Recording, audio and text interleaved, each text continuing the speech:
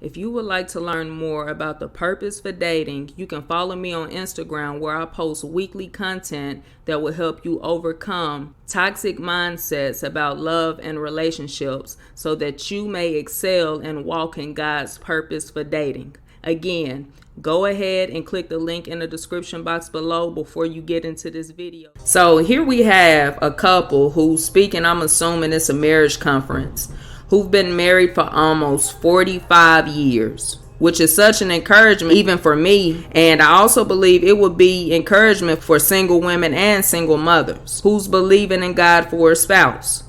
Check this clip out. Mr. Pointer has 45 years. I guess that's like he's evolved 6 going on 7 times, if that's true. What have you done from year 7 to 14 to 21 to 28 to 35? Like, that is a heck of a commitment. And I love the commitment because God sent me this man. Yeah. I was a teenage mom, and I was celibate for 8 years, waiting on this man that God sent me.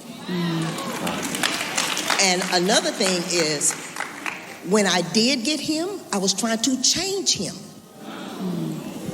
And we started having issues because he made me aware. He said, only body can change me is God. So when I went to the book and I said, you know what, God, you tell me what I need to do. The Holy Spirit said, you and I need to have a conversation.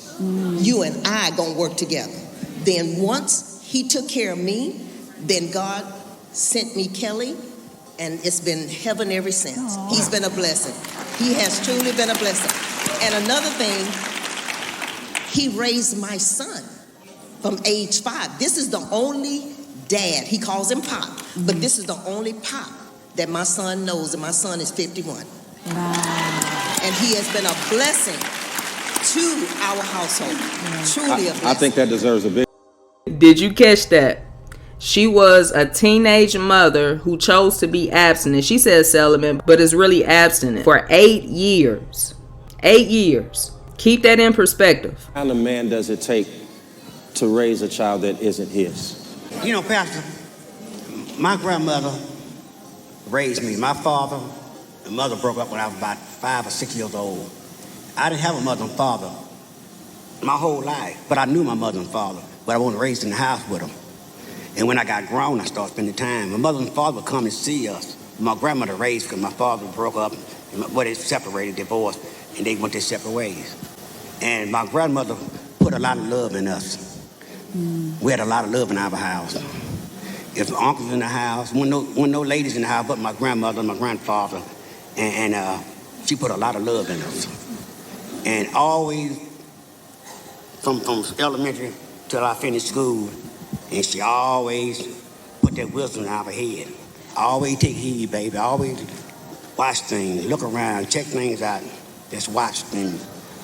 And I did those things in life. And went to church all my life until I finished school. When I met this young lady here, Pastor, before I met this young lady, I got on my knees to God. I got on my knees 3 months, at night and in the morning. Told God what I wanted, because I was serious. I was looking for somebody that I could build with. And I told God what I wanted, and God sent this woman. And look, I wasn't looking for I was single, I wasn't looking for nobody. I just happened to go out to the park one Sunday evening and ran across her.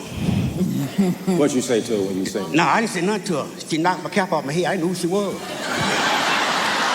She knocked your hat off your head? I thought she was crazy, Pastor. I did. I thought, woman know me, never talked to me, and slapped the cap off me. I would talk to other people, and she walking behind me, slapped my cap off my head. Let me reiterate. So I was there playing basketball, summer league basketball with some of my friends from U of H. I was looking good. Yeah, you were. Okay. And so these old men riding through the park in their Corvettes. I say, look at them looking at us. So then when they parked their Corvettes, they get out and they walk or standing. So we walked by and we was sweating and everything. Yeah. And he kept looking at me. No. I walked through there and said, oh man. No, you believe that. Oh man, I knocked his hat off real fast. Stop looking at me. I know she wanted me, Pastor. I got to do it. You got some for the toolbox. That's PG? Okay, all right. So my husband and I, we both were working at Exxon at the time, and he says, we're going to go and get married. I said, get married. So we got married on our lunch break. Okay. And went back to work. This thing just keeps getting more interesting. So the Harris County judge that married us, he says, God promised for your marriage is that you will be unified emotionally, spiritually, and physically. Then he also shared with us, he said, there's 3 gifts of marriage: companionship, passion, and purpose. That's good. That's very... Isn't that beautiful? Ladies, there's grace. Always remember that there's grace. And God will literally meet you where you are at. Jordan B writes, if you want to learn more on the purpose for dating, and you need to renew your mindset on love, or maybe you even have a desire to be abstinent, I will be sure to put my Instagram link in the description box below. And I will see you guys on the next one. Blessings.